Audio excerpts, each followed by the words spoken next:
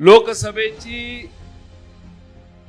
मतदानाची मतमोजणी झाल्यानंतर सरकार खडबडून जागं झालं आणि घाबरलं. पण घाबरलेलं सरकार आता या राज्यामध्ये पाहिजे त्या वस्तू, पाहिजे त्या गोष्टी, पाहिजे ती आश्वासनं आज देतंय.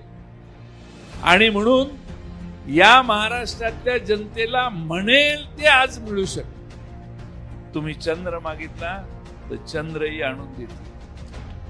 तुम्ही कपडे अंगावरचे मागितले तर अंगावरचे कपडेही काढून द्यायला कमी करणार नाहीत. पण माझी लाडकी खुर्ची सोडणार नाही अशी भावना आहे. त्यामुळे आमच्या आया बहिणींना गैरसमज होईल की तुमच्या ते म्हणतात लाडकी बहीण ही 2 महिन्यापुरताच आहे.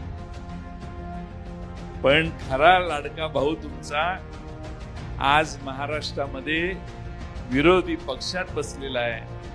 त्या विरोधी पक्षाची सत्ता आणली तर महाराष्ट्रातल्या लाडक्या बहिणींना आज जे तकलादूपणाने काही त्यांना देण्याचा प्रयत्न वेगळ्या मार्गाने चालू आहे त्यापेक्षा अधिक जास्त, अधिक चांगली व्यवस्था आम्ही महाराष्ट्रात आमच्या बघून आहे.